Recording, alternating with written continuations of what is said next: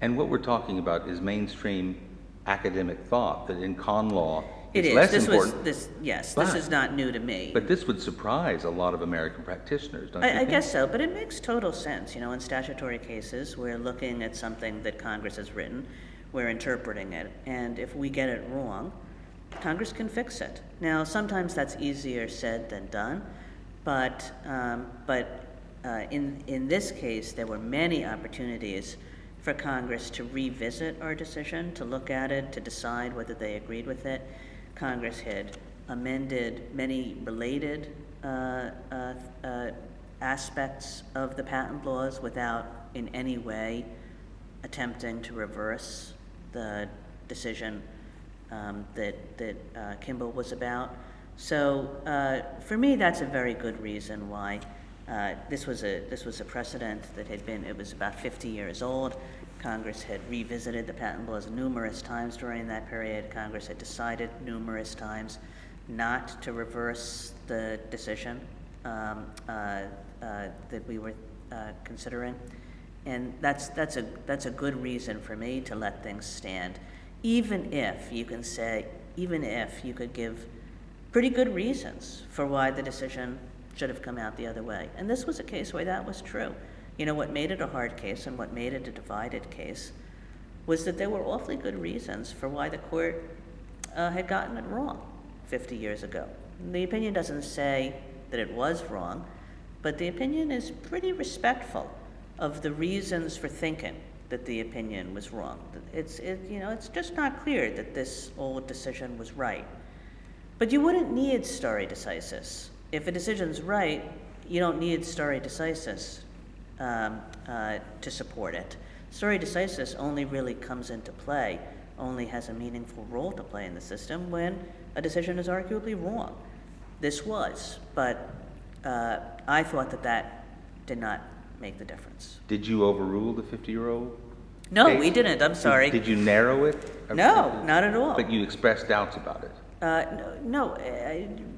What we said was, it's you can understand why people think that this case was wrong, but we did not overrule it. We did not narrow it.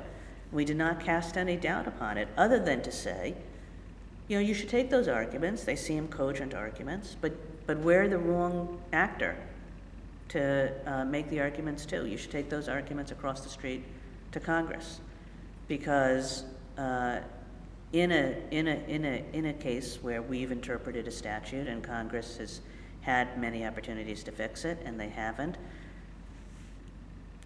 our best understanding is that they thought we were right. If you think we weren't right, and if you think Congress can be convinced of that, by all means, go tell Congress. But you really ought to be directing those arguments to Congress and not to us once we've decided on what a statute means. In one Supreme Court opinion, long before you became a justice, the court suggested that one reason for not overruling a case is that the case itself is politically controversial. Does that make sense to you?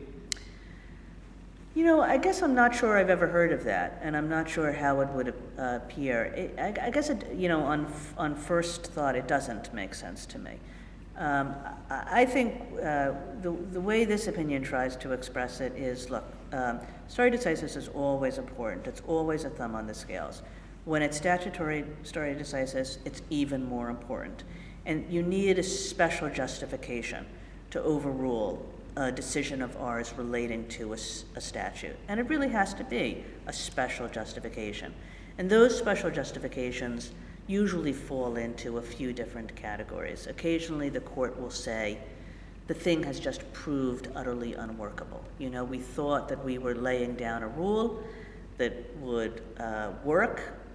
Nobody wants a legal rule that doesn't work. What we found is that nobody can apply this rule. The decisions are all over the place.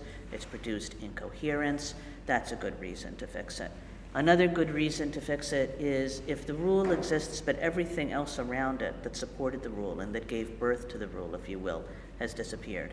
And sometimes that happens. It's something is a kind of relic of another age, and everything else has gone, and it's just standing there as this sort of lone last man standing relic. And at that point you think, well, what sense does it make to keep this when everything that gave birth to it and everything that surrounded it is gone? And that's a good reason. But nothing like that was true in this case. In this case, really what the parties were saying to us is, no, you got it wrong 50 years ago. And the whole idea of stare decisis is that kind of argument is insufficient, whether or not we got it wrong. I'll say one last thing about this. I saw in some of the press accounts of that decision that one of the parties, the losing party, was quoted as saying, I don't really understand this. The court basically just said to me, we don't care whether we got it wrong. And you can hear the kind of frustration that he had about that. Like, what does that mean that, they don't care whether they got it wrong, that they don't care whether this was the right result? And you can understand why an ordinary person would think that. It's in some ways, the idea of stare decisis is in some ways a bit of a counterintuitive idea, right? We actually don't care whether we got it wrong.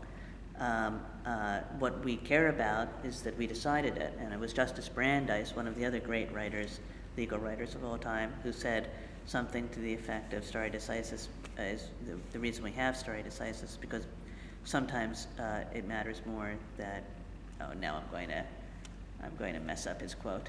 It matters more that it be decided than that it be decided right. Yes. Yeah, and that's what we're saying, and you can see why people wouldn't quite grasp that, but I think it's crucially important to the integrity of the legal system. One last question. Would it be beneficial to American law if the Supreme Court accepted twice as many cases and wrote significantly shorter opinions? I'm going to say no. And so we might disagree about this too, because that sounded like a leading question. Well, I don't have a strong opinion on it. I'm just seeking yours. I think we could decide a few more cases than we do. I think a lot of us think that. I think right now the court is deciding about 75 or 80 cases a year. A number of us have said in different venues that we could be deciding 10 more, 15 more, something like that, up to 100, something like that. Back when I was a clerk for Justice Marshall, the court decided about twice as many cases as it does now. It was up to about 140 or even 150 cases. I think that was too much. I think that the kind of thinking we do about cases and the kind of writing we do, at least for me, I will say that I couldn't spend the time that I think I need to really understand a case and to really write a good opinion. If it were 140 cases, then a smaller number. I think I could get some increase, but if we got over 100, I think that there would be a significant decrease in the quality of our decision making. And I don't think that it's just like, we should start just writing shorter. First off, I think often it takes longer to write shorter opinions, right? I mean, you can write a longer opinion, and then the time it takes to really cull everything and get it into a really concise frame takes, that's what takes the time. That's why Blaise Pascal said, I apologize for the length of this letter. I didn't have time to write a short one. Exactly right. But what are the main factors that militate against shorter opinions? Well, why is it so difficult? A little bit. It is that we maybe run out of time to cull and really get to the essence of things. But I'm not convinced that all our opinions are longer than they need to be. I mean, I hope that they're not. I'm sure I've written too long opinions, but at the same time, I mean, I think there are factors cutting the other way. You don't want to just announce a judgment. Part of what we do here is we reason about cases, and part of what we should show the American public is how we reason about cases. So it's not just like, here's the question, here's the answer, end of the matter, we're done. It's, here's the question, here's the answer, and now let's show, now I'm really going to explain why I reached this result. And that takes some amount of time. And part of that explanation is also responding to the arguments that you think are losers. And I think that that's an extremely important part of what we do. If nothing else, the parties have a right to have their arguments responded to. They've worked really hard to develop these arguments. They've written long briefs. They think that they have good reasons for why they should win. And we have a kind of obligation to say to them, look, we understand that you presented us with some real reasons. Here's why those reasons strike us as insufficient. And sometimes that takes a certain amount of time. If you cut that out of every opinion, you really could probably, make every opinion half as long. But I think it's a good thing that we respond to parties' arguments, and that, if nothing else, that shows that we're taking them seriously. And I think taking all the parties seriously, both the ones who eventually win and the ones who eventually lose, is an important part of the message that we should be communicating about how we do our jobs. Chief Justice Rehnquist is reputed to have cut the reasoning out of his opinions, and it was rather frustrating for a lot of readers, I think. Well, are you aware of that? Yeah, I guess I'm not. Really? Did he say that? Well, I think he did. Really? But it was more sort of well known around the court that he would just take out the reason and just come out with a kind of a fiat. Yeah. Well, I don't think that fiats are good. I think we should tell the parties and tell the American public why we're doing what we're doing. And sometimes that takes some amount of time. It doesn't mean that that every opinion has to be 40 pages long. There's a real virtue in all kinds of writing, and certainly in opinion writing, in succinctness. And one of the things that takes a lot of time and takes a lot of work in writing is to make your opinions as succinct as possible, and that's a real value. So this is not an argument against succinctness. But it is an argument, I guess, against fiatism. Well, speaking of time, thank you so much for yours, and I hope law students and law professors everywhere will benefit from this interview. Well, thank you, Bryan. It was a pleasure. Thank you.